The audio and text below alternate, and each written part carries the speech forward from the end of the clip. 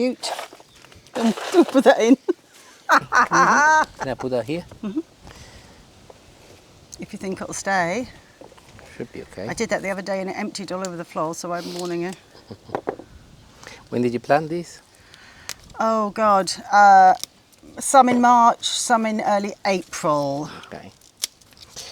Okay, these are Julie's fresh peas from Julie's vegetable patch. What else? I'm gonna make another peas pasta today. I made one about a couple of months ago, which was fairly creamy. This is a different recipe. Again, very simple, but using some cherry tomatoes, and it doesn't take more than 20 minutes to prepare. I'm just picking the best ones at the moment. Look, actually they're quite small. They're even tender than these ones. And if you have never tried eating peas from a pod, you haven't lived. Yeah. It takes us all back to our childhoods. With, in my case, my granddad used to grow peas, and we'd go and eat all his peas. Bless him. Yeah, and it's quite amazing actually, because some of you have written to me, telling me that they are the memories that that triggered in your brain when you watch some of my videos. So hopefully this will do the same. I'll see you back in those. I'll go a few more to pick. I start peeling the peas by myself, and I've got a little air conditioning in the kitchen outside, as it does actually get really hot here in the summer.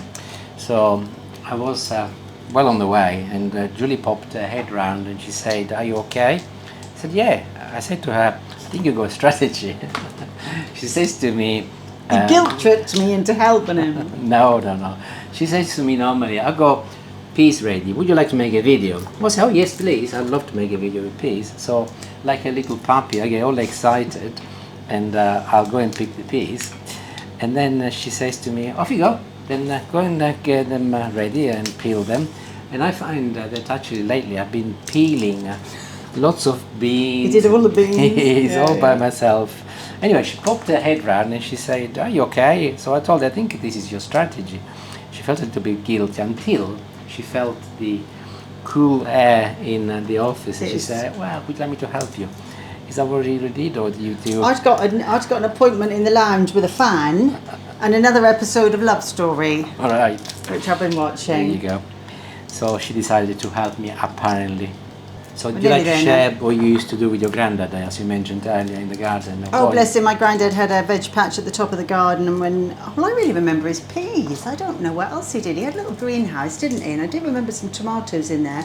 But the big thing in my brain is the peas, and going up there to help him, help him to eat his peas off the plant. My sister did too. Anyway, I'm going to be doing this video by myself, because Julie's got the appointment with the fan in the lounge. We are having a major heat wave in the UK at the moment. Yeah, it was I don't know, 37.5 degrees or something yesterday. My car said 40 at one point. I know. I thought I'd mention that on the odd occasion, I don't know if we'll be able to zoom in on that, you get a little guest.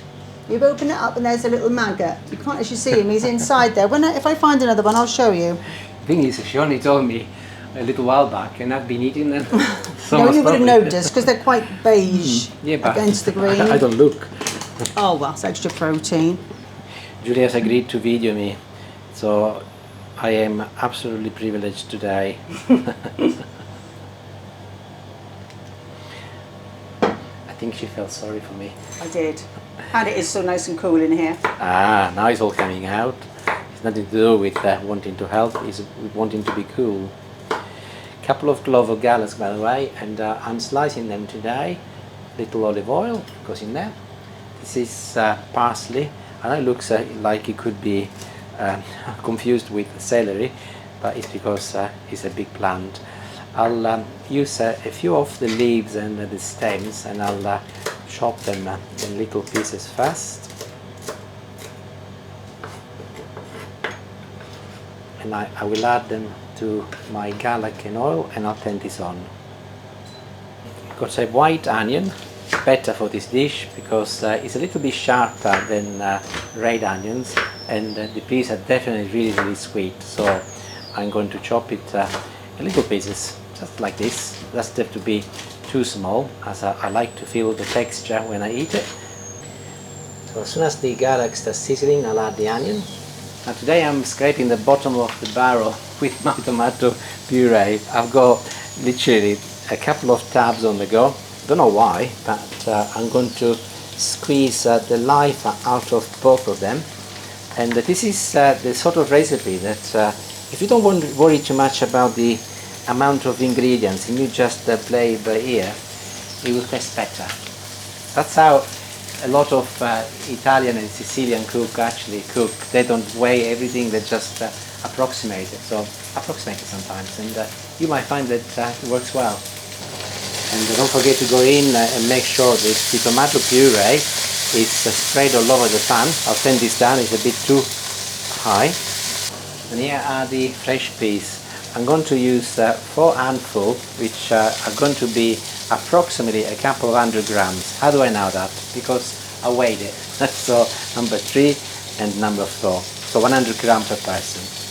And here I've got my water already boiling for my pasta. I'm going to pinch a couple of ladles of my water. I'll mix everything together and I'll place the lid on, and I will leave it for about 3 to 4 minutes, enough for the peas to soften up and also the onions. Ooh.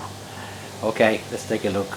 Already they smell really nice actually, and I'm ready to add my cherry tomatoes. You can also of course add fresh tomatoes if you wish, but today I'm going to use these ones because they are quite sweet. And in they go.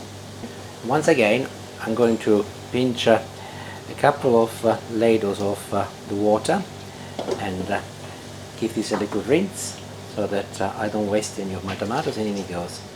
Good time to add salt and some pepper, and I'll mix it all together, and this time I'll leave it open so that some of the water evaporates. In the meantime also I'm going to start cooking my pasta. I did say earlier this is a very quick meal, so a little salt in my water, and today I'm cooking orecchiette. This is the remainder of my parsley, which I'll use once the pasta is cooked, and I'm going to be very generous because it goes really well with this dish. Of course you can also use basil if you wish, and quantity entirely up to you, but if you're generous you will not regret it. And I'm nearly there. 1 minute before the pasta is totally cooked, I'm going to start moving it to my sauce over here. This is to ensure that the last couple of minutes cooking time are with the sauce, and the pasta will absorb lovely flavour, release more starches, and you will get a little bit more of a creamy effect. Move this out of the way, and I'll continue cooking this now.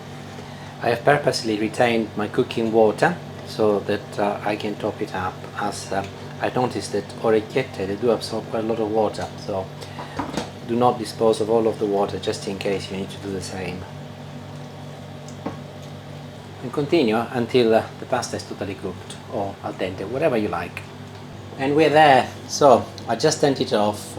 My parsley goes in, followed by a little bit more olive oil, and as I often say, this renews the flavor of the oil. Now if you're vegan, you can skip this step, or you can use some vegan style Parmesan cheese if you want. Quantity is entirely up to you as well. I've put it in now that it's totally cooked, because I want to make sure that my cheese doesn't get stuck to the pan. And this is ready. I'll just mix it one more time, and then I'll tidy up here, and I'll serve myself a portion, and I will let you know what it's like. So let's have a look. By the way, of course you can make this also meat eater option. So if you wanted to, when you are sizzling the garlic and the onion, add some bacon or some pancetta or some sausages if you want. Entirely up to you. But if you want to keep it a little bit healthier, just do this. It's perfectly okay also.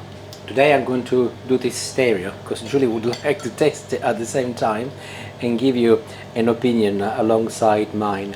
So I'm going to blow it for you. Thank you, Don. There you go. if you can manage. Oh gosh, While I'm with you. You say you can always multitask. I can.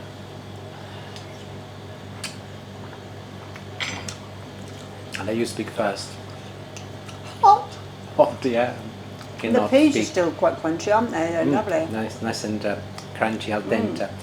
And of course you do not need to come to Julie's vegetable patch to cook this. You can buy frozen fish. They're all gone now. They are Well, all not gone. Well, quite they're all here. gone. We've been munching through them.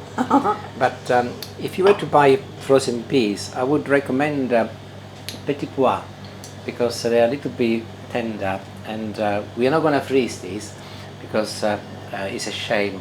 But Petit Pois are really good, or garden peas, I suppose, at the end of the day. But it's a really delicious, economical meal, especially if you grow your own, and really, really tasty. Thank you for watching. See you later. Ciao, ciao.